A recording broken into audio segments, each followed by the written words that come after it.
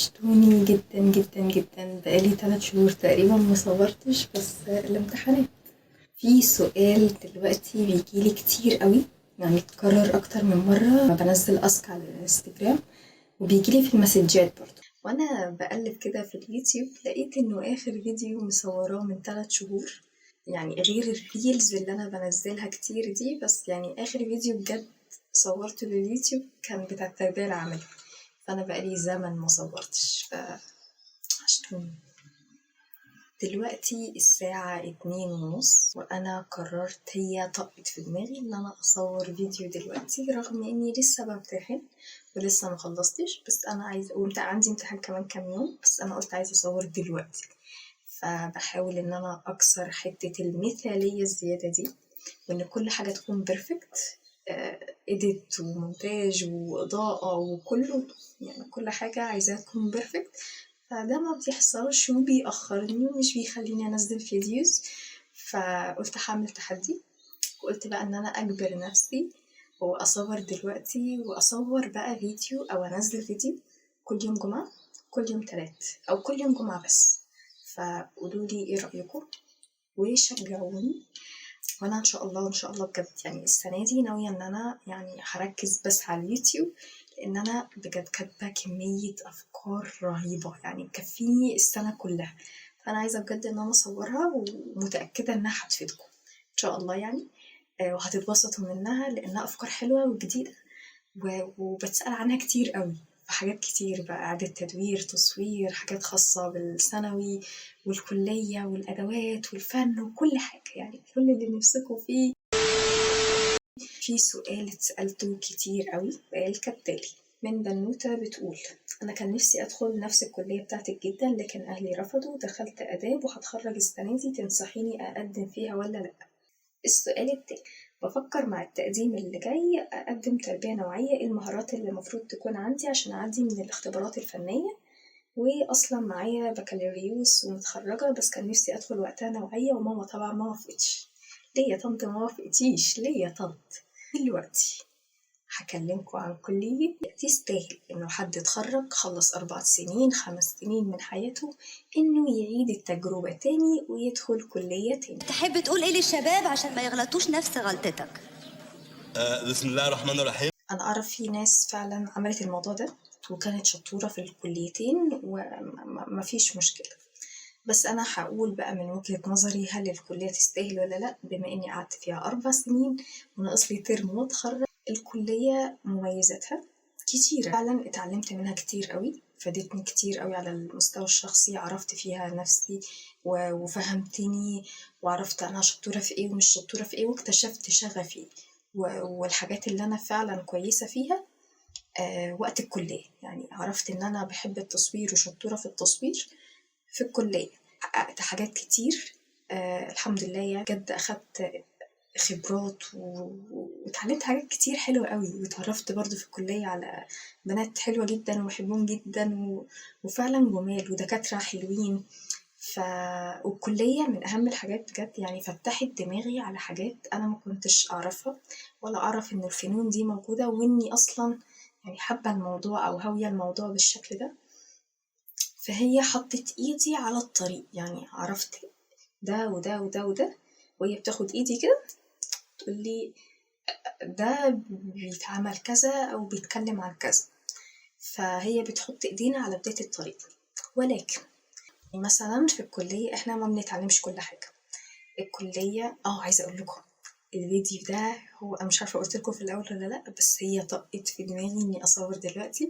فمفيش سكريبت، مفيش كلام محضراه، هو أنا قلت إيه، فتحت الإضاءة وثبت الموبايل على الترايبود وقلت هصور دلوقتي وخلاص. فأنا مش مجهزة، الكلام بيطلع كده يعني بشكل مش مرتب أوي.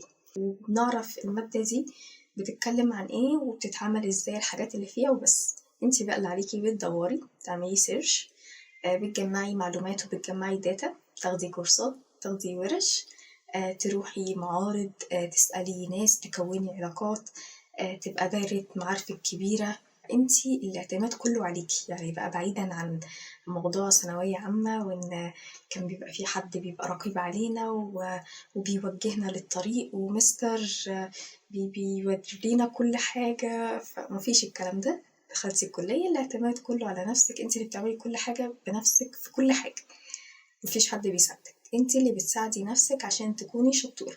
احنا ما بنتعلمش كل حاجة زي ما الناس فاكرة، في طرف خيط كده بيساعدنا على اننا نروح كده ولا نروح كده. بتعرفي انتي شطورة في الحاجة دي وحباها وحابة انك تكملي فيها ولا لا. اهم بقى نقطة هي موضوع التكلفة، اللي هو انتي لو معاكي فلوس ما تدخليش الكلية.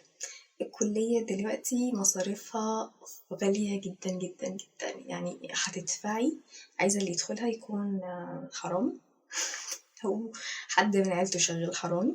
اسمها سامية، أنا حرام يا سامية. قريب نجيب ساويرس، حاجة كده يعني بيبيع أعضاء، تاجر مخدرات، حاجة في الحاجات دي، حرامي، رقاصة يعني أي شغلانة من الشغلانات الشريفة. لا يعني انتي لو معاكي فلوس كتير قوي قوي قوي خشيها، كلية مكلفة جدا، ففكري وعيدي تفكيرك. يعني كلامي ده لو انتي خلاص مخلصة وعايزة تقدمي تاني في كلية، فلا مش حاسة انه دي الكلية. ليه بقى؟ لانه كمان اليوتيوب دلوقتي بقى مليان. شوفي انتي حابة ايه من اللي انا بقدمه واللي انا بوريهولكوا مثلا على الانستجرام او على الفيس. لو وصلتوا صح لهذه النقطة وحاسين كده انكم مبسوطين وحابين اللي انا بعمله ده، يعني سووا لايك عشان الفيديو يتشاف. دلوقتي شوفي انتي حابة تتعلمي ايه من اللي انا بعمله.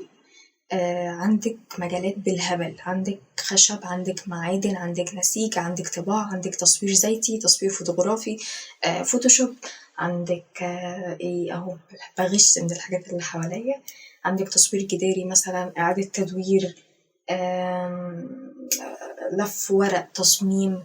شوفي انت حابة تتعلمي ايه من كل الفنون دي، لانه المجال واسع قوي، في انيميشن كمان. فشوفي انت حابة تتعلمي ايه وتبدأي انك تدوري عنه اكتر، تجمعي داتا، تقري على جوجل، تقري في الكتب، في الاماكن اللي موثوق فيها.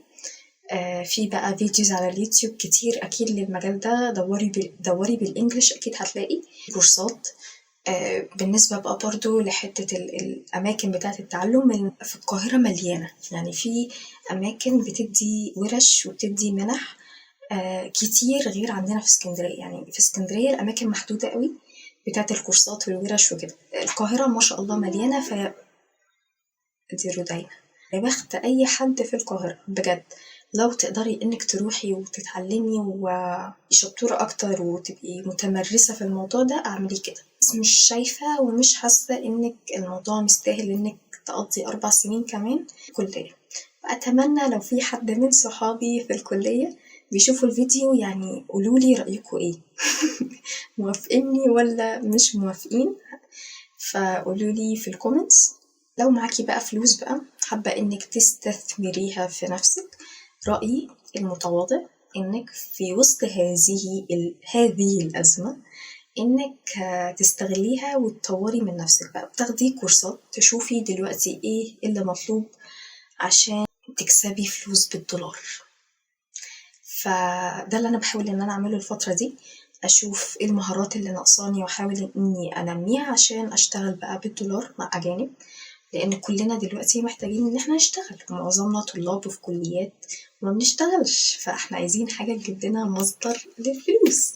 فمفيش غير إنك، أو يعني من رأيي، شوفي إيه اللي ناقصك، خليكي مثلا تشتغلي في حاجة كفريلانسر، فريلانسر اللي هو تشتغلي من بيتك ومعاكي فلوس بقى كمان، صح؟ ممكن إنك تستثمريها في لابتوب، في موبايل، في ايباد، عشان يساعدوكي إنك تتعلمي بشكل أفضل. غير كده النت مليان وحاجات كتير قوي فور فري، فانتي استغلي الحاجات الفور فري دي وتعبي شوية وفعلا هتوصلي، يعني ان شاء الله هتوصلي. مفيش حد بيتعب الا لما هيوصل، يعني اسعي وتعبي شوية بس، فهتلاقي كورسات بالهبل. دلوقتي الحاجات اللي مطلوبة دوري عنها، في فيديوز كتير قوي نزلت مؤخرا في الحتة دي، شوفي انتي شطورة في ايه او هاوية ايه او حابة تتعمقي في ايه، وهو ده اللي تبدأي انك تدرسيه. برمجة، ديجيتال ماركتينج، حاجات ليها علاقة بقى بالسوشيال ميديا، تاخدي كورسات بقى زي الفوتوشوب والإليستريتور وشغل بقى الجرافيك ديزاينر وتعملي لوجو. الموضوع مليان وبحر بجد، فدوري في الموضوع ده. ممكن ما اكونش احسن حد يتكلم في الحاجات دي واكون ملمة بكل الحاجات دي، بس في يوتيوبرز افضل مني في الحتة دي. فلو محتاجة حاجة قوليلي او ابعتيلي على الانستجرام او على الفيس، هرد عليكي. وهتلاقوا اللينكس بتاعتي في اول كومنت، وفي الديسكريبشن بوكس برضه هتلاقوها. رأيي انك تنمي نفسك في الحتة دي، خصوصا انها مش بتأكل عيش في الوقت اللي احنا فيه ده. في الوقت اللي احنا فيه خلي تفكيرك انه ازاي تكسبي من الحاجات اللي انتي شطورة فيها والحاجات اللي انتي هتتعلميها عشان تكسبي بالدولار. والموضوع اتكرر فحبيت ان انا اجاوب عليه، لعل حد تاني يكون بيفكر. ولكن حبايبنا اللي في الثانوية العامة او حتى حاوي او حابب الكلية بتاعتنا، فاهلا بيك يعني انت يا زين ما اخترت. الكلية جميلة وفعلا هتتبسط.